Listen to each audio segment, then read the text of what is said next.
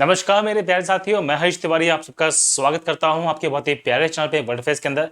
साथियों, आज देखिए हम बात करने वाले हैं पे मंथ के अंदर यहाँ पे 15 दिन के करंट अफेयर्स के बारे में।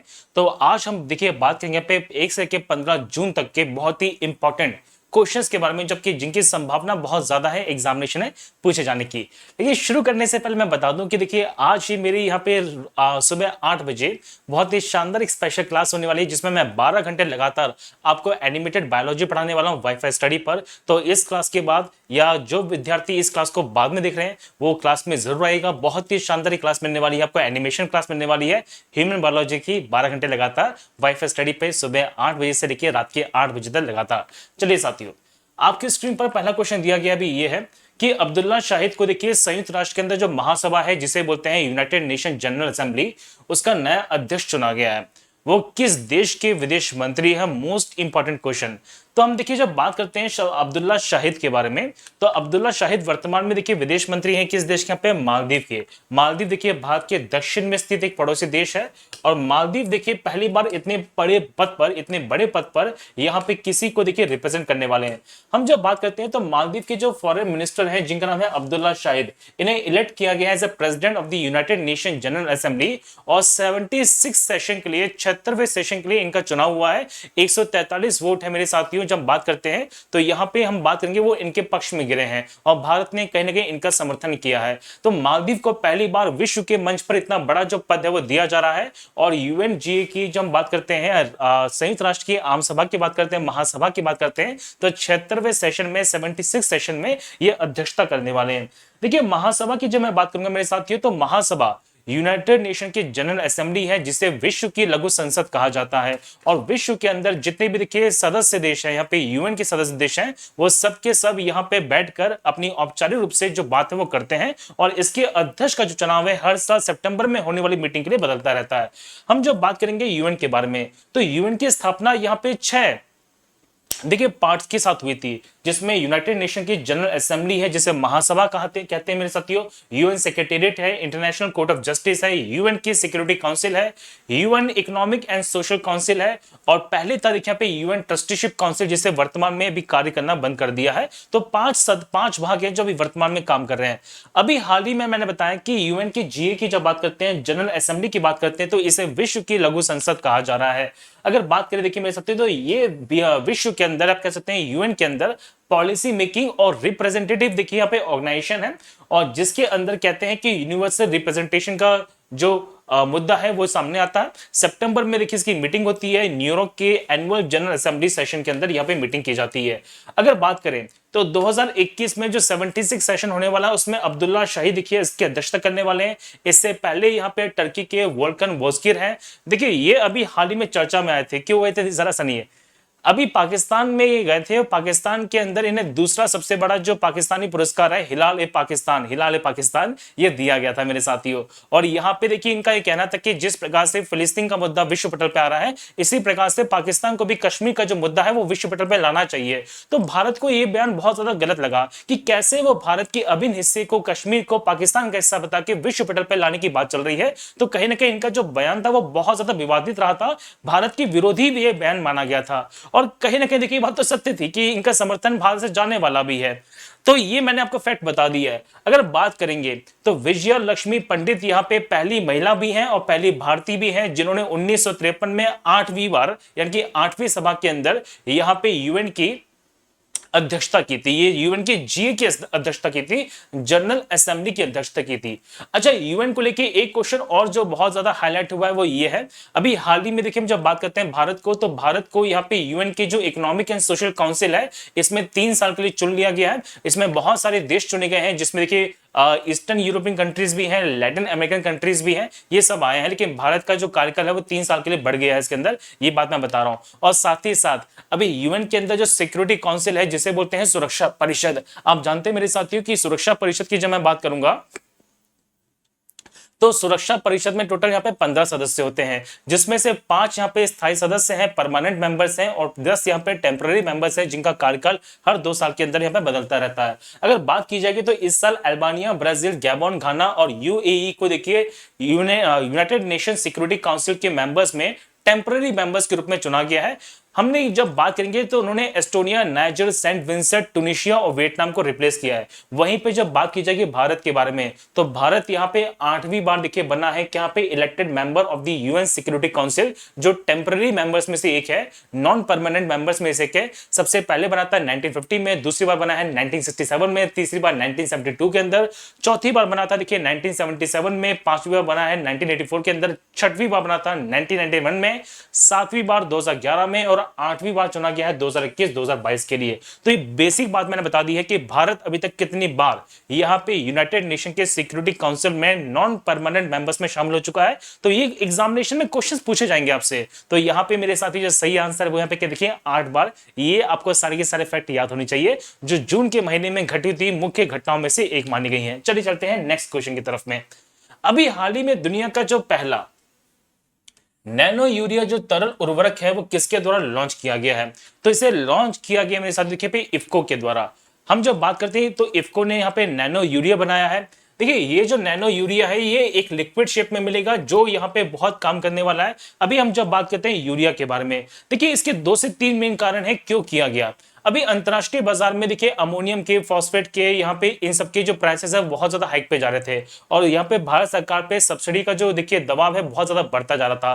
खैर अंतरराष्ट्रीय बाजार में होने वाले वृद्धि मूल्य देखिए जो मूल्य वृद्धि है उसके कारण किसानों पे आर्थिक बोझ ना पड़े, इसके लिए सरकार ने सब्सिडी को बढ़ा दिया।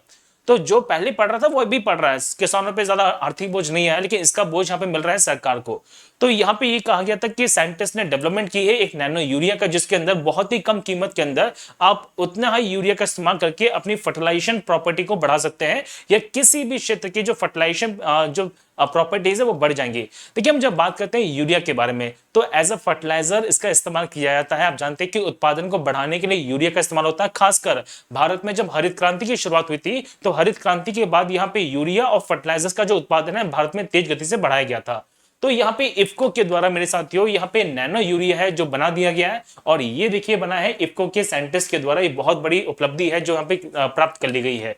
चलिए तो देखिए आत्मनिर्भर कृषि के तहत ये मुद्दा लाया गया था और यहाँ पे कलोल गुजरात में यहाँ पे नैनो बायोटेक्नोलॉजी रिसर्च सेंटर है जहां पे ये बना है मेरे साथियों। हम जब बात करते हैं यहाँ पे नैनो यूरिया के बारे में तो इससे इंक्रीज होने वाली फार्मर्स की यहाँ पे इनकम, साथ ही साथ में कहा जा रहा है कि 50% के आसपास जो कंजप्शन वो कम हो जाएगा। देखिए होता कई बार ये था कि यहाँ पे ज्यादा मात्रा में यूरिया की इस्तेमाल करने से जो खेतों की उर्वरक क्षमता है, जो फर्टिलिटी है वो कमजोर पड़ जाती है। साथ ही साथ बहुत सारे केमिकल्स भी हैं, बहुत सारे पेस्टिसाइड्स हैं जो यहाँ पे देखिए कहीं ना कहीं हमारी खेती बाड़ी के अंदर यहाँ पे अलग से कंज्यूम कर लेते हैं और इसका एक इनवर्स इफेक्ट पड़ता है हमारी हेल्थ पर। तो ये इसको रिप्लेस करेगा। साथ ही साथ किसी भी प्रकार से जो वाटर पॉल्यूशन है वो नहीं होने वाला, ये बात यहाँ पे की जा रही है। अगर हम बात करते हैं इफ्को के बारे में, ठीक है, तो इफ्को की जब मैं बात करता हूं मेरे साथियों तो यहां पर इसका हेडक्वार्टर पड़ता है न्यू दिल्ली में, 1967 में स्टैब्लिश की गई थी और मिस्टर बलविंदर सिंह नकाई देखिए वर्तमान में चेयरमैन है। ये फैक्ट मैंने आपको बता दिया। चलिए बहुत ही ज्यादा इंपॉर्टेंट क्वेश्चन है कि एशिया के अंदर पहले वो नेत्रहीन व्यक्ति कौन है जो माउंट एवरेस्ट की चढ़ाई किए हैं। तो एशिया के पहले नेत्रहीन व्यक्ति हैं जिनका नाम है ज़ेंग होंग। यस, तो ज़ेंग होंग की हम जब बात करते हैं मेरे साथियों तो ज़ेंग होंग यहाँ पे चाइनीज क्लाइंबर हैं, ये नेत्रहीन व्यक्ति हैं और ये पहले एशियन है जिन्होंने माउंट एवरेस्ट की चढ़ाई की है। देखिए ये पहले एशियन है, पहले व्यक्ति नहीं है। अगर आपसे क्वेश्चन पूछ लिया जाए मेरे साथियों कि पहले व्यक्ति कौन से हैं तो यहाँ पे एरिक वैन मेयर देखिए यहाँ पे पहले व्यक्ति है जो नेत्रहीन है, इसके बावजूद यहाँ पे माउंट एवरेस्ट की चढ़ाई कर चुके थे। लेकिन पहले जो एशियन है मेरे साथियों वो कौन है पे चाइनीज व्यक्ति है जिनका नाम है ज़ेंग होंग। ये पहले एशियन है जो यहाँ पे नेपाल की तरफ से माउंट एवरेस्ट की चढ़ाई पर चढ़े हैं। अगर हम बात करते हैं तो यहाँ पे देखिए यहाँ पे एक क्वेश्चन पूछेंगे आपसे, वो कौन सी महिला है जो सबसे तेज गति से, सबसे तेज रफ्तार से माउंट एवरेस्ट पे चढ़ाई की है। उनका नाम है सांग यिंग हंग। तो सांग यिंग हंग ने देखिए सबसे तेज गति से रिकॉर्ड टाइम के अंदर यहाँ पे माउंट एवरेस्ट की चढ़ाई की है। भारत की जब बात करते हैं तो भारत की पहली भारतीय महिला जिन्होंने माउंट एवरेस्ट की चढ़ाई की थी उनका नाम है बचेंद्री पाल। ये मेरे साथियों 1984 के अंदर उन्होंने पहली बार माउंट एवरेस्ट को क्लाइम किया था। और साथ ही साथ मैं बता दूं कि यहाँ पे बात करते हैं देखिए कामी रीता शेरपा के बारे में। तो कामी रीता शेरपा वो व्यक्ति बन चुके हैं जो 25 बार यहाँ पे माउंट एवरेस्ट की रिकॉर्ड चढ़ाई कर चुके हैं। ये सारे के सारे फैक्ट आपसे पूछेंगे। देखिए माउंट एवरेस्ट की जो मैं बात करूंगा मेरे साथियों तो भारत में नहीं विश्व की सबसे ऊंची चोटियों में से एक है। खैर भारत में नहीं आती है, भारत का जो पड़ोसी देश है नेपाल, तो नेपाल में पड़ता है हिमालय के अंदर पड़ने वाली सबसे ऊंची पर्वतमाला जिसका नाम है माउंट एवरेस्ट। और माउंट एवरेस्ट की जब बात करते हैं तो भारत के बहुत ही फेमस यहाँ पे महासर्वेक्षक रहे थे जिनका नाम है जॉर्ज एवरेस्ट, और जॉर्ज एवरेस्ट के नाम पर ही इसका नामकरण हुआ है जिसका नाम है माउंट एवरेस्ट। माउंट एवरेस्ट से पहले इसका नाम था पॉइंट 15। ये सारे के सारे पॉइंट पता होने चाहिए मेरे साथियों। और इसे देखिए सागर माथा कहा जाता था पहले के क्षेत्र में। ये सारे फैक्ट मैंने बता दिए हैं। तो जॉर्ज एवरेस्ट के नाम पर देखिए इस चोटी का जो नाम है, इस पीक का जो नाम है, ये माउंट एवरेस्ट रखा गया है। साथियों नेक्स्ट क्वेश्चन पूछा जाएगा वो आपसे ये है कि यहाँ पे अभी हाल ही में जो CII है, that is Confederation of Indian Industry के जो नए प्रेसिडेंट है वो कौन बने हैं? तो ये बने यहाँ पे देखिए टीवी नरेंद्रम। यस मेरे साथियों, तो टाटा स्टील के टीवी नरेंद्रम है जो यहाँ पे टेक ओवर कर चुके हैं CII प्रेसिडेंट, और इनका जो कार्यकाल है काफी बड़ा हो चुका है। देखिए साथियों, हम जब बात करते हैं तो ये MD है अभी टाटा स्टील्स के अंदर। ये बेसिक बात मैंने आपको बता दी है। देखिए इससे पहले हम जब बात करते हैं तो प्रेसिडेंट कौन थे यहाँ पे? उदय कोटक थे। हेडक्वार्टर कहां पड़ता है CII का? वो पड़ता है न्यू दिल्ली में, और 1895 में इसकी स्टैब्लिशमेंट की गई थी। नेक्स्ट क्वेश्चन देखिए, यहाँ पे बहुत ज्यादा इंपॉर्टेंट क्वेश्चन है, मोस्ट इंपॉर्टेंट क्वेश्चन में से एक होने वाला है। देखिए इस जून के महीने में अपॉइंटमेंट्स बहुत ज्यादा हुई हैं और एग्जामिनेशन में क्वेश्चंस यहां से बहुत ज्यादा बनेंगे भी। तो आपकी स्क्रीन पर क्वेश्चन दिया गया है कि भी हाल ही में हम जब बात करते हैं तो न्यू चेयरपर्सन ऑफ NHRC कौन चुने गए हैं? मोस्ट इंपॉर्टेंट क्वेश्चन मेरे साथियों। इसका जो सही आंसर है वो है जस्टिस अरुण कुमार मिश्रा जी। यस, तो जस्टिस अरुण कुमार मिश्रा जी देखिए पे चुने गए यहाँ पे नेशनल ह्यूमन राइट कमीशन के यहाँ पे चेयरपर्सन। और देखिए मैं बात करूं यहाँ पे तो इससे पहले यहाँ पे HL दत्तू थे। HL दत्तू की जब मैं बात करता हूं तो वो भारत के अंदर देखिए मुख्य CJI रह चुके थे, यहाँ पे चीफ जस्टिस ऑफ इंडिया रह चुके थे, और उस समय के बाद देखिए काफी लंबे समय तक इनका जो कार्यकाल है वो बंद रहा था, मतलब ये जो सीट थी वो वैकेंट रही थी। तो अरुण कुमार मिश्रा जी को देखिए यहाँ पे बनाया गया यहाँ पे NHRC का यहाँ पे नया चेयरपर्सन। अब देखिए हुआ क्या है कि अरुण कुमार मिश्रा जी का जो नाम है ना एक कमेटी के द्वारा सुझाया गया है। इस कमेटी में कौन कौन थे? तो इस कमेटी में थे PM Narendra Modi ji, home minister Amit Shah, deputy chairperson of the Rajya Sabha Harivansh ji, फिर यहाँ पे लोकसभा स्पीकर ओम बिरला, और the leader of opposition in the Rajya Sabha Mallikarjun यहाँ पे खड़गे, उनके द्वारा इनका जो नाम है वो सुझाया गया for the chairman of NHRC। देखिए इससे पहले मेरे साथियों हम जब बात करते हैं जस्टिस यहाँ पे पंथ के बारे में, तो प्रफुल्ल चंद्र पंत है, PC पंत है, जो यहाँ पे देखिए कहने के मेरे साथियों यहाँ पे एक्टिंग चेयरपर्सन थे जो चुने गए थे HL दत्तू के रिटायरमेंट के बाद। चलिए साथियों, अभी देखिए बहुत सारे ना यहाँ पे इंपॉर्टेंट चेयरपर्सन है या चेयरमैन है डिफरेंट डिफरेंट ऑर्गेनाइजेशन में, जिनसे माइट भी आपसे क्वेश्चन पूछ लिया जाएगा। तो सिडबी क्या है? S रमन्नम, याद कर लीजिएगा, बहुत ही ज्यादा इंपॉर्टेंट क्वेश्चन है। यहाँ पे सेबी क्या है? अजय त्यागी, नाबार्ड के है चिंताला गोविंदा रजालू, इसरो के है के सिवान, UIDAI के है सौरभ गर्ग, और फिक्की के जो प्रेसिडेंट है वर्तमान में देखिए वो उदय शंकर नहीं है मेरे साथियों, अब ये बदल चुके हैं। मैं बता चुका हूं कि हम जब बात करते हैं मेरे साथी फिक्की के बारे में, अच्छा फिक्की की बात की जा रही है, सॉरी हम देखिए फिक्की की बात करें तो यहाँ पे उदय शंकर है। अभी नेक्स्ट हम बात करते हैं, देखिए नेक्स्ट क्वेश्चन पूछा गया पे ये, अभी हाल ही में असम राइफल्स के जो महानिदेशक है वो कौन बने हैं मेरे साथियों? मोस्ट इंपॉर्टेंट क्वेश्चन है। तो यहाँ पे असम राइफल्स के डायरेक्टर जनरल चुने गए देखिए प्रदीप चंद्र नैयर जी। तो असम राइफल्स जिसे कछारी सेना भी कहते हैं और सेंटिनल ऑफ द नॉर्थ भी कहा जा रहा है मेरे साथियों, असम राइफल्स है जो भारत की सबसे पुरानी यहाँ पे पैरामिलिट्री फोर्सेस में से एक है। भारत म्यांमार की सीमा की सुरक्षा यहाँ पे वास्तव में किसके कंधों पर है? तो आंसर है असम राइफल्स के कंधों पर मेरे साथियों। और हम जब बात करते हैं असम राइफल्स के बारे में तो लेफ्टिनेंट जनरल है यहाँ पे प्रदीप चंद्र, जो यहाँ पे टेक ओवर कर चुके हैं as a director general of Assam Rifles. ये बेसिक बात मैंने बता दी मेरे साथियों। देखिए हम जब बात करते हैं इनका यहाँ पे एक मोटो है जिसका नाम है sentinel of the north east, ये बात यहाँ पे की जा रही है। अब देखिए बहुत सारे चीफ है और बहुत सारे यहाँ पे डीजीज हैं डिफरेंट डिफरेंट ऑर्गेनाइजेशन के अंदर, ये क्वेश्चन आपसे बहुत ज्यादा पूछेंगे।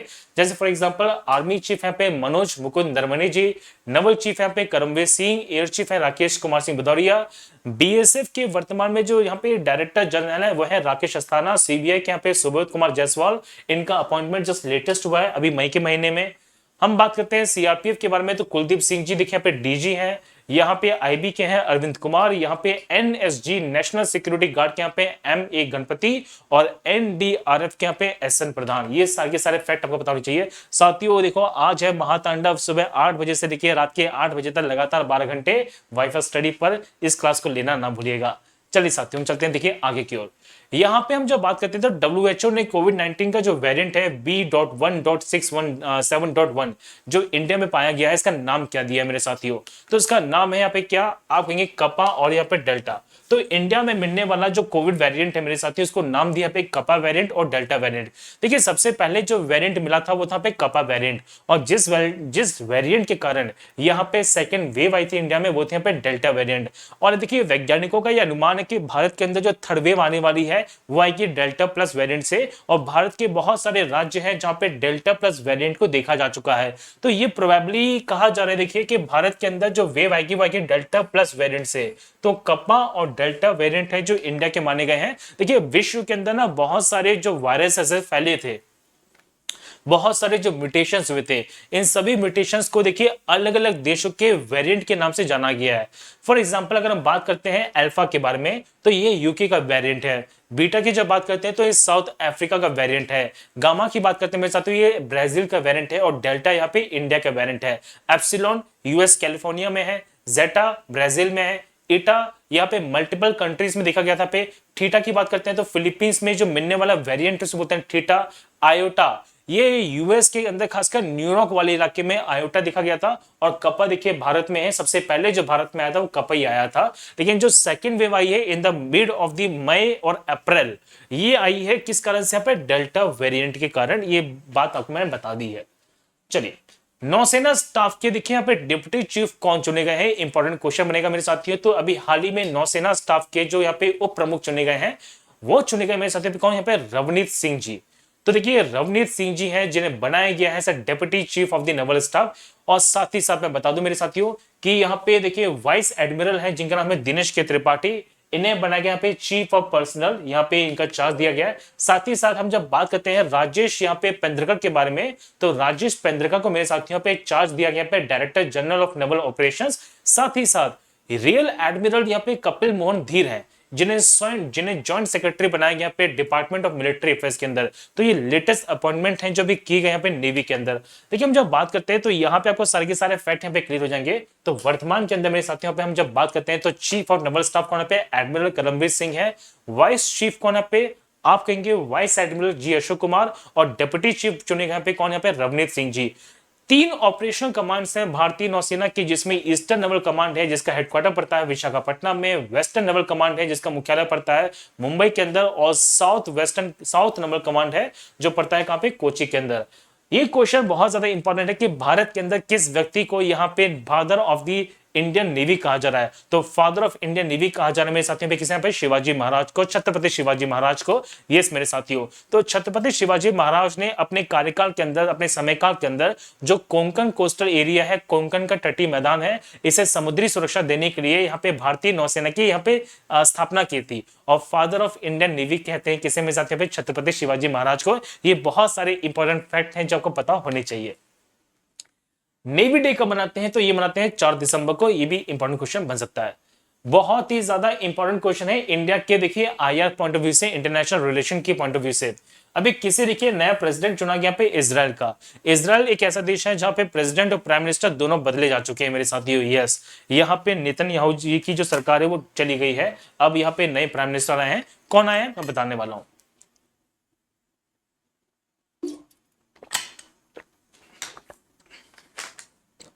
देखिए साथियों, तो यहाँ पे जो नए प्रेसिडेंट बने हैं वो मैंने देखिए यहाँ पे कौन है? Isaac Herzog.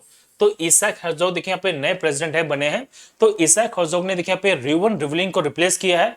और हम जब बात करते हैं ये ऐसे प्रेसिडेंट हैं जिनके पिताजी भी यहाँ पे प्रेसिडेंट रह चुके थे इजराइल के, 11th प्रेसिडेंट बने हैं। तो ये 11th प्रेसिडेंट है इजराइल के, और इन्होंने देखिए यहाँ पे रिवन रिवलिंग को रिप्लेस किया है। इनका जो कार्यकाल है रिवन रिवलिंग का वो जुलाई 2021 में खत्म हो जाएगा, और उसके बाद ये पे 11वें राष्ट्रपति बनने वाले हैं। अगर हम इजराइल की बात करें मेरे साथियों तो बेंजामिन नेतन्याहू यहाँ पे प्राइम मिनिस्टर थे, अब नहीं है, अब नहीं है। जेरूसलम कैपिटल है एज पर द यूएसए, लेकिन भारत के लिए यहाँ पे तेल अवीव कैपिटल मानी जाती है। यहाँ पे इजरायली शक्ल देखिए यहाँ पे क्या है? करेंसी है। और नेजेट यहाँ पे मिलने वाली पार्लियामेंट है, इसका नाम है नेजेट। अब बात आते देखिए यहाँ पे कौन बने हैं नए प्राइम मिनिस्टर। तो नफ्ताली बेनेट बने हैं यहाँ पे नए prime minister of the Israel. देखिए हुआ क्या, अभी हाल ही में देखिए इनकी जो संसद है, जो नेजेट है, उसमें एक प्रस्ताव लाया गया कि उनका ये कहना था कि इनके जो विपक्षी दल है उनके पास पर्याप्त बहुमत है सरकार को बनाने का। और नफ्ताली बेनेट ने और यार लैपिड ने मिलकर यहाँ पे प्रस्ताव रख दिया कि हमारे पास बहुत देखिए बहुमत है। तो इनका प्लान क्या है कि 26 अगस्त 2023 तक नफ्ताली बेनेट रहेंगे यहाँ पे प्रधानमंत्री। और उसके बाद देखिए याइर लैपिड बनेंगे यहाँ पे कौन, प्रधानमंत्री। और इसी के साथ साथ बेंजामिन नेतन्याहू का जो कार्यकाल है प्रधानमंत्री के तौर पे वो खत्म हो गया है। अभी इसराइल देखिए बहुत ज्यादा चर्चा में आया था, क्योंकि वो एक विवाद के लेके बहुत ज्यादा हाईलाइट हुआ है, जिसका नाम है इसराइल और यहाँ पे पैलेस्तीन का विवाद, जिसमें गाजा पट्टी को लेके बहुत विवाद था जो सामने आया था। और हुआ भी यूं कि नफ्ताली बेनेट जैसे ही प्राइम मिनिस्टर बने, गाजा पट्टी पे दोबारा से बमबारी शुरू हो गई। तो ये कुछ लोगों के लिए खुशी की बात हो सकती है, कई लोग दुख भी मना रहे कि क्यों बन गए, इससे पहले वाले सही था। अभी हाल ही में बहुत ही इंपॉर्टेंट क्वेश्चन है। अभी हाल ही में देखिए डॉक्टर पैट्रिक एमोथ को यहाँ पे चुना गया है as a chairman of the WHO executive board. ये किस कंट्री से हैं? तो ये आती है मेरे साथियों पे, किस कंट्री से? यहाँ पे केन्या कंट्री से। यस, तो डॉक्टर पैट्रिक एमोथ है, केन्या के हैं। और इन्हें देखिए डब्ल्यूएचओ का जो एग्जीक्यूटिव बोर्ड का जो डायरेक्टर वो चुन लिया गया है। अभी तक ये जो पद है ये भारत के यहाँ पे डॉक्टर हर्षवर्धन जी के पास में था, जिनका कार्यकाल समाप्त होने वाला है, और वो एज ए मेंबर रहने वाले हैं डब्ल्यूएचओ के एग्जीक्यूटिव बोर्ड के अंदर। और यहाँ पे हम जब बात करेंगे तो यहाँ पे पैट्रिक की देखिए, यहाँ पे पैट्रिक यहाँ पे एमोथ के पास ये जो पद है चला गया है। अगर केन्या की बात की जाए तो केन्या देखिए अफ्रीकन कंट्री है जो इक्वेटर पे लाई करती है। आप देख पाएंगे मेरे साथियों, इक्वेटर पे पास करती है, इक्वेटर पे लाई करती है। अगर केन्या की बात करें तो यहाँ पे देखिए हम जब बात करते हैं तो सोमालिया है, इथियोपिया है मेरे साथियों, यहाँ पे साउथ सुडान है, यहाँ पे देखिए युगांडा है। और देखिए नीचे की जब बात करते हैं तो नीचे बहुत सारी कंट्रीज इसमें लगा रही है, खासकर तंजानिया। तो तंजानिया के साथ देखिए यहाँ पे क्या करती है, यहाँ पे बाउंड्रीज को शेयर करती है। यहाँ पे बेसिकली दो झील बहुत इंपॉर्टेंट है। तो एक झील है जिसका नाम है कौन सा पे, विक्टोरिया झील। तो विक्टोरिया झील है जो यहां से पास करती है। आप जानते हैं कि अफ्रीकन कॉन्टिनेंट की सबसे बड़ी झीलों में से एक है विक्टोरिया झील। और साथ ही साथ केन्या में मेरे साथियों मिलने वाली एक और मुख्य झील है जिसका नाम है रुडोल्फ झील। और हम जब बात करेंगे, इसकी कैपिटल है नैरोबी। और नैरोबी के अंदर अभी देखिए हमारे भारत के जो एक्सटर्नल अफेयर्स मिनिस्टर है जिनका नाम है एस जयशंकर जी, वो गए हैं। और महात्मा गांधी की जो याद में एक बहुत बड़ा पुस्तकालय है, एक बहुत बड़ा म्यूजियम भी है जो यहाँ पे स्थापित किया गया नैरोबी के अंदर। ये लेटेस्ट क्वेश्चन है, आज से ये 2 या 3 दिन पहले ही मैं आपको बता चुका हूँ। चलिए, नासा के द्वारा यहाँ पे 2 मिशन हैं किस प्लेनेट के लिए लॉन्च किए गए हैं? तो नासा देखिए अभी बहुत ज्यादा काम कर रहा है यहाँ पे वीनस को लेके। यहाँ पे देखिए पृथ्वी की जो बहन कहे जाने वाली प्लेनेट है जिसका नाम है शुक्र ग्रह, उसको लेके। तो नासा ने देखिए अभी यहाँ पे 2 जो मिशन है वो चलाए हैं। एक का नाम है यहाँ पे डेविंसी और दूसरे का जो नाम है वो है वेरिटास। तो डेविंसी और वेरिटास यहाँ पे देखिए 2 मिशंस हैं जो वीनस प्लेनेट के लिए चलाए जा रहे हैं बाय द नासा। ये बात आपको पता होनी चाहिए मेरे साथियों। देखिए हम जब बात करते हैं वीनस के बारे में तो वीनस हमारे सोलर सिस्टम का सबसे हॉटेस्ट प्लेनेट है। कहने को मरकरी देखिए यहाँ पे सूरज के सबसे पास में है, यहाँ पे सूर्य के सबसे पास में है, लेकिन सबसे गर्म नहीं है। हमारे सोलर सिस्टम का जो सबसे हॉटेस्ट प्लेनेट है वो है वीनस। देखिए वीनस के गर्म होने के बहुत सारे कारण हैं। पहला जो मेन कारण वो ये है कि वीनस की जो घूर्णन गति है, जो रोटेशन स्पीड है, बहुत धीमी है। 245 डेज के अंदर ये अपना एक पूरा रोटेशन करता है। जिस प्रकार से पृथ्वी अपना रोटेशन कर लेती है लगभग 24 घंटे के अंदर, उस प्रकार से देखिए वीनस यहाँ पे रोटेशन करता है 245 डेज के अंदर। मतलब ये है कि बहुत लंबे समय तक इसका जो हिस्सा है वो सूर्य के सामने रहता है। साथ ही साथ यहाँ पे मिलने वाला जो एटमॉस्फेयर है वहां पे कार्बन डाइऑक्साइड, सल्फर डाइऑक्साइड की मात्रा ज्यादा है। साथ ही साथ यहाँ पे देखिए बहुत सारे वोल्केनिक एक्टिविटीज भी होती रहती है। और ये सब कारण है कि यहाँ पे वीनस जो प्लैनेट है ना, ये सबसे ज्यादा चमकने वाले प्लैनेट्स में से और सबसे गर्म प्लैनेट्स में से एक माना गया है। वैसे बता दूं मेरे साथियों कि वीनस की खोज करने के लिए भारत की इसरो के द्वारा भी एक यान चलाया जा रहा है जिसका नाम है शुक्रयान। तो शुक्रयान यहाँ पे मिशन है जो वीनस की खोज करने के लिए भारत की इसरो के द्वारा स्थापित किया गया है। ये सारे के सारे फैक्ट आपको पता होने चाहिए। चलिए नेक्स्ट क्वेश्चन पे चलते हैं जल्दी से। अभी हाल ही में देखिए नेवी के अंदर मेरे साथियों एक हाइड्रोग्राफिक सर्वे जो शिप है जिसे डीकमीशन कर दिया गया है यहाँ पे नवल डॉकयार्ड शिप विशाखापट्टनम में। इसका नाम क्या है? तो इसका नाम है यहाँ पे आईएनएस संध्याक। तो आईएनएस संध्याक को देखिए अभी हाल ही में डिकमीशन कर दिया गया है। देखिए 40 वर्षों तक भारतीय नौसेना की सेवा करने के बाद फिलहाल इसे कर दिया गया पे देखिए डिकमीशन। तो फरवरी 26 1981 को वाइस एडमिरल एम.के. रॉय के द्वारा इसे कमीशन किया गया था। और यहाँ पे भी हाल ही में मेरे साथियों इसे डिकमीशन कर दिया गया यहाँ पे एट नवल डॉकयार्ड यहाँ पे विशाखापट्टनम। ये एक हाइड्रोग्राफिक सर्वे यहाँ पे शिप है जिसका नाम है आईएनएस संध्याक। देखिए यहाँ पे ये शिप क्या है, कई बार क्या होता है कि बहुत सारी एक्टिविटीज के कारण बहुत सारी चीजें समुद्र में डूब जाती हैं। उन सब की खोज पड़ताल करने के लिए हम जिस तरह के शिप का इस्तेमाल करते हैं मेरे साथियों उन्हें बोलते हैं हाइड्रोग्राफिक सर्वे शिप, जिनमें से आईएनएस संध्याक यहाँ पे एक हुआ करता था। नेक्स्ट क्वेश्चन पूछेंगे आपसे वो ये है कि इंटरनेशनल डेयरी फेडरेशन बोर्ड के अध्यक्ष के रूप में किसे चुना गया। देखिए तो इंटरनेशनल डेयरी फेडरेशन के बोर्ड में अध्यक्ष के तौर पे चुना गया पे देखिए आर एस सोडी जी को। आर एस सोडी की जब मैं बात करता हूं तो वर्तमान में देखिए अमूल के यहाँ पे डायरेक्टर जनरल में डायरेक्टर्स में से एक है, और साथ ही साथ मेरे साथियों हम जब बात करते हैं इन्हें इलेक्ट किया गया as board of the international dairy federation के अंदर। तो ये अमूल के अंदर देखिए अभी वर्तमान के बहुत अच्छे पद पर है, एमडी डायरेक्टर के पद पर है R S Sodhi ji. Amul that is Anand milk union limited, ये बात मैंने बता दी है। तो अमूल के भी एमडी है मिस्टर आर एस सोडी जी। अभी हाल ही में सेंट्रल गवर्नमेंट के द्वारा यहाँ पे टीईटी के जो सर्टिफिकेट है उसकी जो वैलिडिटी है वो कितने साल तक बढ़ा दी गई है। तो बहुत बड़ी खुशखबरी है यहाँ पे लोगों के लिए मेरे साथियों, जो टीईटी पास छात्र छात्राएं होंगी जो 2011 से पास कर चुकी है, तो उनका टीईटी का जो काल का वैलिडेशन है वो अनंत काल तक बढ़ा दिया गया है, इन्फिनाइट कर दिया गया है, जीवन काल के लिए कर दिया गया है, लाइफ टाइम कर दिया गया है। तो जो टीचर्स एलिजिबिलिटी टेस्ट है जिसे बोलते हैं टीईटी, इसका जो एक्सटेंशन कर दिया गया पे देखिए वैलिडेशन का, वो कर दिया पे लाइफ टाइम के लिए।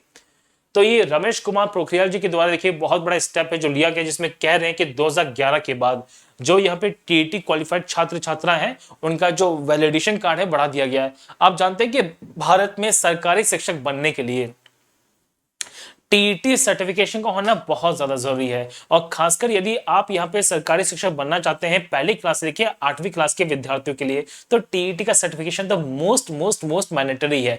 इसके बाद आपकी क्वालिफिकेशंस हैं, आपके तजुर्बे हैं, और साथ ही साथ आपके पास जो मिलने वाली डिग्रीज है उसके ऊपर बात की जाती है। नेक्स्ट क्वेश्चन आपके स्क्रीन पर दिया गया मेरे साथी, वो ये है अभी हाल ही में देखिए किस राज्य के मुख्यमंत्री ने दवाई एटीएम की घोषणा की है। तो यहाँ पे दवाई एटीएम की घोषणा की गई, यहाँ पे देखिए उत्तर प्रदेश के राज्य मुख्यमंत्री के द्वारा, जिनका नाम है योगी आदित्यनाथ जी। तो योगी आदित्यनाथ जी ने देखिए यहाँ पे दवाई एटीएम की स्थापना की है जिसमें टेली मेडिसिन को बढ़ावा दिया जाएगा। अगर मैं बात करता हूं देखिए उत्तर प्रदेश के बारे में, तो भारत में सर्वाधिक जनसंख्या वाला राज्य यहाँ पे उत्तर प्रदेश, और इस साल उत्तर प्रदेश यहाँ पे ई पंचायत अवार्ड को जीतने वाला पहला राज्य बन चुका है। अगर उत्तर प्रदेश की बात करता हूं मेरे साथियों, तो आनंदीबेन पटेल यहाँ पे गवर्नर है और योगी आदित्यनाथ जी ने मुख्यमंत्री के तौर पर शामिल किया, मुख्यमंत्री है। अभी योगी आदित्यनाथ जी के द्वारा अभ्युदय योजना शुरू की गई है जिसमें फ्री कोचिंग दी जाएगी यहाँ पे बच्चों को। साथ ही साथ में इस साल 26 जनवरी को जब झांकी प्रस्तुत की जाती है, तो सबसे बेहतरीन सबसे सुंदर झांकी यहाँ पे किसकी मानी गई मेरे साथियों, तो आंसर है उत्तर प्रदेश में अयोध्या के अंदर बनने वाले राम मंदिर की। तो राम मंदिर की जो झांकी है वो इस साल यहाँ पे 26 जनवरी की परेड में सबसे सुंदर झांकी में से एक पाई गई थी, और इसे ये पहली झांकी का अवार्ड भी दिया गया था जो उत्तर प्रदेश राज्य से आती है। इसी प्रकार से जब मैं बात करता हूं मेरे साथियों, तो यहाँ पे वैक्सीनेशन को बढ़ावा देने के लिए उत्तर प्रदेश के लखनऊ के अंदर जो पिंक बूथ है इसकी स्थापना की गई थी। तो महिलाओं में वैक्सीनेशन को और ज्यादा तेज करने के लिए यहाँ पे पिंक बूथ की स्थापना करने वाला राज्य भी कौन सा मेरे साथियों, यहाँ पे उत्तर प्रदेश है। अभी हाल ही में देखिए किस स्कीम के तहत प्रधानमंत्री जी ने ये अनाउंसमेंट किया है जिसके अंदर वो कहीं दे रहे हैं 80 करोड़ गरीब व्यक्तियों को राशन टिल दिवाली। तो यहाँ पे जो स्कीम है उसका नाम है प्रधानमंत्री गरीब कल्याण अन्न योजना।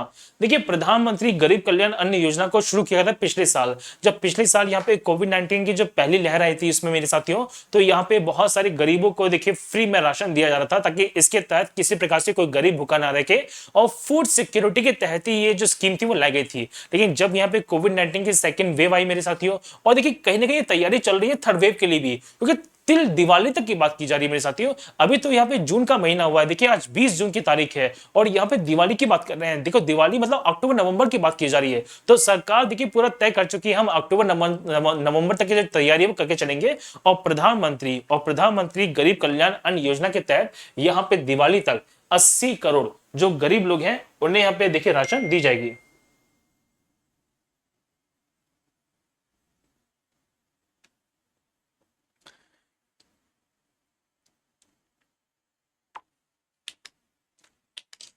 साथ ही साथ देखिए साथी इनके द्वारा एक बात और कही गई थी कि यहाँ पे अब 18 प्लस जो वैक्सीनेशन कार्यक्रम है वो सारा का सारा पे सेंट्रल गवर्नमेंट के द्वारा ही किया जाएगा। नेक्स्ट क्वेश्चन आपकी स्क्रीन पर दिया गया वो ये है, अभी हाल ही में देखिए किस राज्य के मुख्यमंत्री ने यहाँ पे 80 एकड़ जो ऑक्सी वन है, ऑक्सी जो फॉरेस्ट है उसे क्रिएट किया है अपने राज्य के अंदर। तो ये किया गया देखिए यहाँ पे हरियाणा राज्य के मुख्यमंत्री जी के द्वारा। यस, तो मनोहर लाल खट्टर जी के द्वारा यहाँ पे 80 एकड़ में जो देखिए ऑक्सी वन है ये स्थापित किया गया है। और साथ ही साथ में बहुत सारे स्कीम्स हैं जो चलाई गई हैं, जिसके अंदर प्राण वायु देवता पेंशन स्कीम है जिसमें ऑक्सी वन करनाल में स्थापित किया गया है, ऑक्सी वन यहाँ पे पंचकुला में है, साथ ही साथ जो पंचवटी प्लांटेशन है हरियाणा में चलाया जाएगा। और साथ ही साथ देखिए साथ यहाँ पे 2,500 रुपए जो यहाँ पे देखिए पेंशन है दी जाएगी प्राण वायु देवता स्कीम के तहत उन पेड़ों को जिनकी आयु यहाँ पे 75 वर्ष से ज्यादा हो चुकी है। तो हरियाणा राज्य के अंदर ऐसे पेड़ को लोकेट करेंगे, ऐसे पेड़ को इंडिकेट करेंगे जिनकी आयु यहाँ पे 75 वर्ष से ज्यादा है। और प्राण वायु देवता यहाँ पे जो स्कीम चल रही है मेरे साथियों, उसमें देखिए इन्हें मिलने वाला है 2,500 रुपए। साथ ही साथ मनोहर लाल खट्टर जी के द्वारा देखिए जो कैंसर, किडनी और HIV पेशेंट हैं उन्हें पेंशन दिया जाएगा पे 2,250 रुपए का पर मंथ, जो अपना इलाज करा सकते हैं अपने स्टेट के अंदर, हरियाणा स्टेट के अंदर। साथ ही साथ देखिए मेरा पानी मेरी किस विरासत, ये जो स्कीम चलाई गई है इरिगेशन को बढ़ाने के लिए, ये चलाई जा रही है वर्तमान में किस राज्य में? हरियाणा राज्य के अंदर। हरियाणा की जो बात करते हैं तो सत्यदेव नारायण आर्य देखिए यहाँ पे कौन है? गवर्नर है। मनोहर लाल खट्टर मुख्यमंत्री है। चंडीगढ़ कैपिटल पड़ती है। राज्यसभा में 5 सीटें हैं, लोकसभा में यहाँ पे 10 सीटें हैं और विधानसभा में मेरे साथ यहाँ पे 90 सीटें शामिल जा चुकी है हरियाणा के अंदर। अभी हाल ही में वो कौन सी यूनियन टेरिटरी है और स्टेट है जिसने लॉन्च की है स्कीम वैक्सीनेशन कैंपेन को, जहां वोट वहां वैक्सीनेशन? तो जहां वोट वहां वैक्सीनेशन कार्यक्रम को चलाया जा रहा है दिल्ली की राज्य सरकार के द्वारा, मेरे साथ दिल्ली सरकार के द्वारा। तो दिल्ली सरकार ने एक घोषणा कर दी है कि हम अपने राज्य, अपने क्षेत्र के अंदर, अपने यूनियन टेरिटरी के अंदर यहाँ पे वैक्सीनेशन को बढ़ावा देने के लिए जहां पे पोलिंग बूथ हुआ करते थे वहीं पे वैक्सीनेशन सेंटर बना देंगे। तो जिस प्रकार से लोग अपने आसपास के एरिया में वोटिंग करने के लिए पोलिंग बूथ पे जाया करते थे, अब उन्हें वैक्सीनेशन कराने के लिए देखिए दर-दर नहीं भटकना पड़ेगा। अपने आसपास के क्षेत्र में जो पोलिंग बूथ हुआ करता था उसी को यहाँ पे वैक्सीनेशन सेंटर में बदल दिया जाएगा। और यहाँ पे कैंपेन चला है जिसका नाम है जहां वोट वहां वैक्सीनेशन कैंपेन। इसमें यह कहा जा रहा है कि स्टार्टिंग में ये जो कैंपेन है मेरे साथियों ये 45 प्लस के लिए चलने वाला है। और जैसे ही यहाँ पे 45 प्लस लोगों को देखिए 4 वीक्स के अंदर वैक्सीनेट कर देंगे, सेम प्रोग्राम चलाएंगे 18 से 44 वर्ष के लोगों के लिए। तो अभी ये 45 प्लस जो यहाँ पे लोग हैं उनके लिए वैक्सीनेशन प्रोग्राम चल रहा है 4 हफ्तों के लिए, तकरीबन 1 महीने के लिए। और 1 महीने के बाद ये सभी के लिए वैक्सीनेशन प्रोग्राम को खोल दिया जाएगा। दिल्ली की गवर्नमेंट के द्वारा ये बात की गई है। दिल्ली की बात करते हैं तो अनिल बैजल देखिए यहाँ पे लेफ्टिनेंट गवर्नर है, LG है, अरविंद केजरीवाल मुख्यमंत्री है, मनीष सिसोदिया जी यहाँ पे मुख्य डेप्यूटी चीफ मिनिस्टर है। 70 सीटें आती है विधानसभा के अंदर, 3 सीटें आती है राज्यसभा के अंदर और 7 सीटें आती है लोकसभा के अंदर। नेक्स्ट क्वेश्चन देखिए पूछा गया वो ये है कि अभी हाल ही में वो कौन से बिलियनर हैं जो ट्रैवल करने वाले स्पेस में जुलाई 2021 के अंदर? तो ये कारनामा करने वाले यहाँ पे जेफ बेजोस। यस, तो अमेजन के जो फाउंडर हैं वो हैं जेफ बेजोस, जो यहाँ पे 20 जुलाई 2021 को अपने अंतरिक्ष यान यहाँ पे ब्लू ओरिजिन में बैठकर, देखिए इनकी जो स्पेस कंपनी है वो है ब्लू ओरिजिन, और देखिए जो अंतरिक्ष यान है मेरे साथ उसका नाम है शेपर्ड रॉकेट। तो उसमें बैठ के देखिए अंतरिक्ष की यात्रा करने वाले हैं और ये करेंगे 20 जुलाई को। सर 20 जुलाई को ही क्यों? देखो 20 जुलाई 1969 को पहली बार यहाँ पे अंतरिक्ष यात्री पहुंचे थे मेरे साथियों। देखिए नील आर्मस्ट्रांग ने और एडविन एल्ड्रिन ने चांद पर कदम रखा था और उन्हीं की उपलक्ष्य में ये देखिए इस प्रकार से अंतरिक्ष की यात्रा करने वाले हैं। इसकी बात उन्होंने अपने ऑफिशियल इंस्टाग्राम हैंडल पे दी थी। नेक्स्ट क्वेश्चन पूछा गया वो ये है, अभी वो कौन सा राज्य है जिसने डिसाइड किया है कि वो भी भारत रत्न और पद्मा पुरस्कार जैसे अवार्ड्स हैं अपने राज्य में शुरू करने वाले हैं? तो ये शुरुआत करने वाला राज्य मेरे साथियों कौन सा पे? असम राज्य सरकार के द्वारा। देखिए तो असम राज्य सरकार का कहना है कि वो भारत रत्न के समान ही असम रत्न पुरस्कार को सम्मानित करने वाले हैं और ये सम्मानित किया जाएगा पे हर वर्ष एक व्यक्ति को जो यहाँ पे बहुत ही बेहतरीन कंट्रीब्यूशन करने वाला है असम की सोसाइटी में, उनको बूस्टअप करने के लिए। साथ ही साथ देखिए यहाँ पे पद्म विभूषण के जैसे असम विभूषण है, यहाँ पे पद्म भूषण के जैसे अदम भूषण है और असम श्री अवार्ड दिया जाएगा। तो असम विभूषण दिया जाएगा पे 3 व्यक्तियों को, असम भूषण दिए देंगे यहाँ पे 5 व्यक्ति को, विभूषण 3 को, 5 को भूषण और असम श्री मिलेगा पे 10 व्यक्तियों को। साथ ही साथ देखिए यहाँ पे लिटरली एक पेंशन स्कीम है जो लॉन्च की जा रही है, जिसका नाम है डॉक्टर ह्यूमन बॉर्गेन पेंशन योजना, जो दिसंबर 7 से शुरू की जाएगी। यहाँ पे स्पोर्ट्स पेंशन है जो देखिए अर्जुन भोगेश्वर बरुआ जी के नाम पे स्थापित की जाएगी 3 सितंबर को। और साथ ही साथ एरिस्टल अवार्ड है जो 17 जनवरी को दिया जाएगा हर साल। यहाँ पे ये बात की गई है पे असम राज्य सरकार के द्वारा। असम राज्य की हम जब बात करते हैं मेरे साथियों तो भारत के अंदर देखिए यहाँ पे बहुत ही फेमस राज्य है नॉर्थ ईस्ट का, और नॉर्थ ईस्ट के अंदर मेरे साथियों ये राज्य ऐसा है जहाँ पे 15 मुख्यमंत्री बने हैं हैं हेमंत विश्व शर्मा जी। और आप जानते हैं मेरे साथियों ये किसके प्रेसिडेंट हैं? आप मुझे कमेंट सेक्शन में जरूर बताएगा कि हेमंता विश्व शर्मा यहाँ पे किसके प्रेसिडेंट हैं, किस एसोसिएशन के प्रेसिडेंट माने गए हैं भारत के अंदर।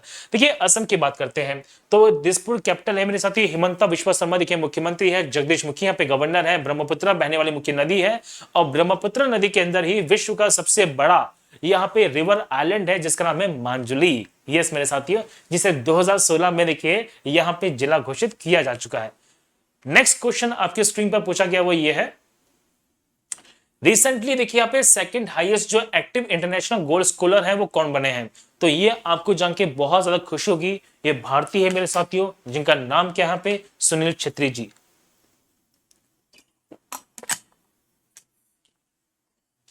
देखिए तो सुनील छेत्री जी यहाँ पे बने, यहाँ पे कौन मेरे साथी? देखिए यहाँ पे highest active international gold scholar of the यहाँ पे वर्ल्ड।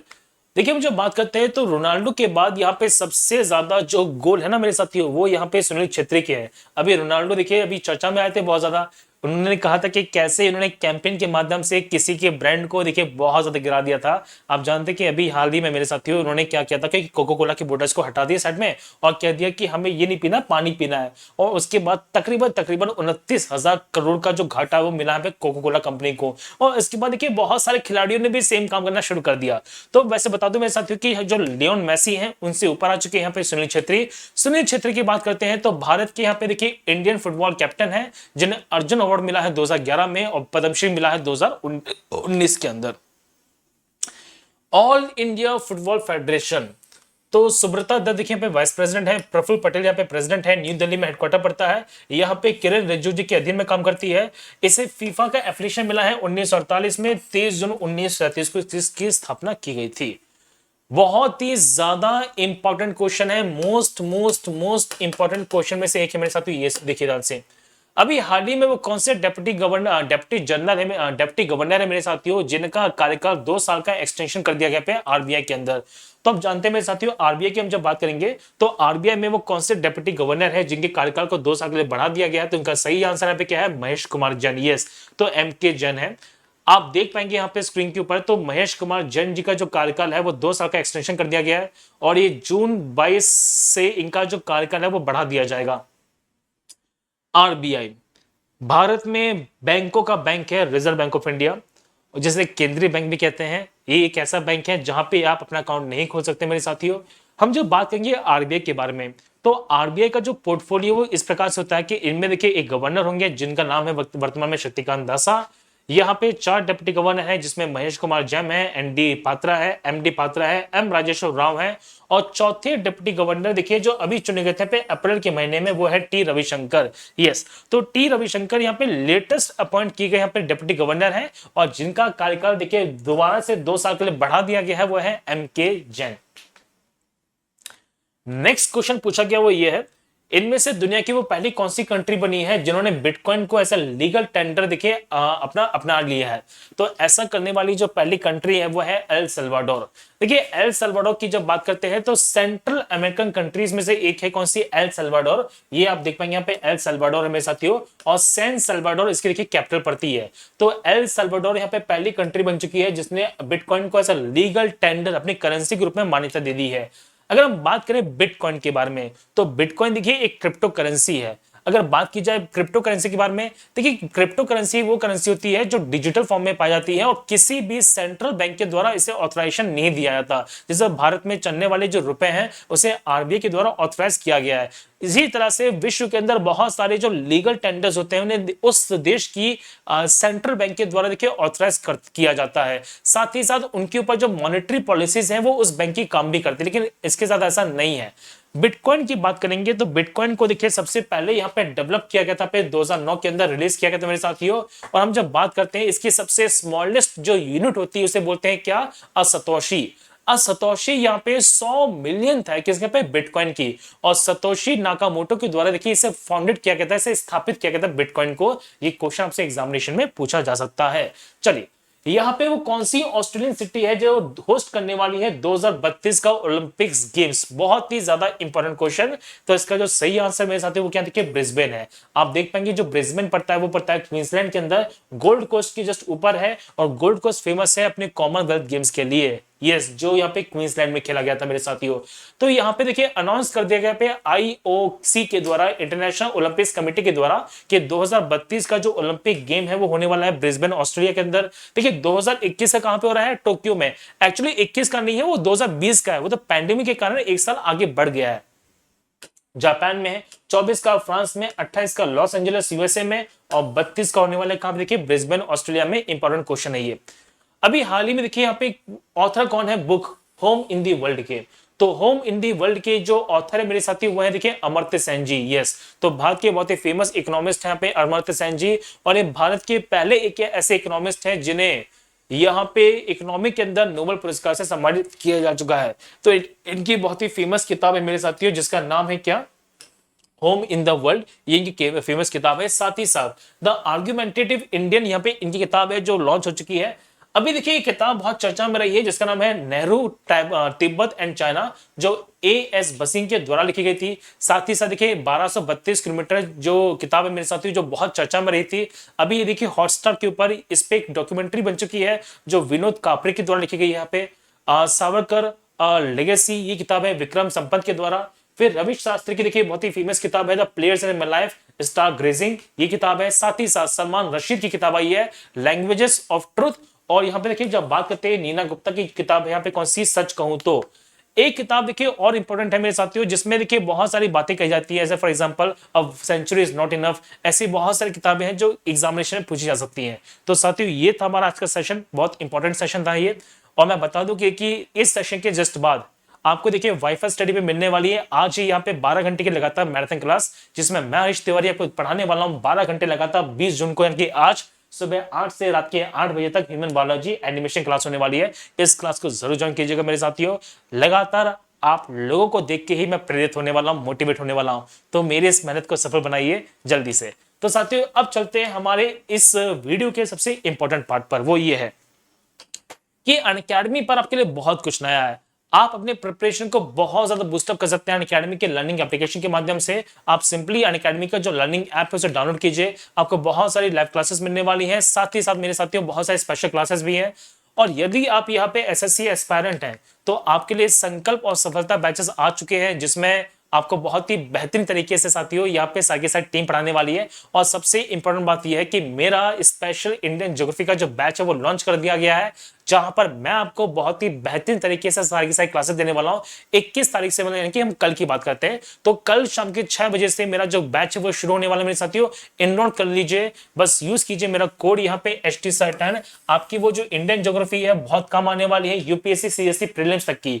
तो आप मेरे उस कोर्स में इनरोल कर सकते हैं by using my code HT10। साथ ही साथ आप यहाँ पे मेरे साथियों देखिए एसएससी बैंक आरबीआई रेलवे की यहाँ पे कॉम्बो सब्सक्रिप्शन को प्राप्त कर सकते हैं जस्ट 14,395 में बाय यूजिंग माय कोड यहाँ पे HT10। तो मेरा कोड यूज कीजिए HT10, आपको बहुत सारे प्राइसेस में देखिए जो फॉल डाउन देखने को मिलेगा। तो साथियों इन सब बातों से मैं लेता हूं विदा, और उम्मीद करता हूं कि आप यहाँ पे घर पे अच्छी तरह से सुरक्षित होंगे। पढ़ते रहिए, मेरी क्लास यहाँ पे शुरू होने वाली है जल्दी से। तो साथियों घर पे रहिए, सुरक्षित रहिए, पढ़ते रहिए, और हम मिलेंगे यहाँ पे कल बहुत ही शानदार करंट अफेयर्स के साथ में। तब तक के लिए मेरे साथियों जय हिंद, जय भारत।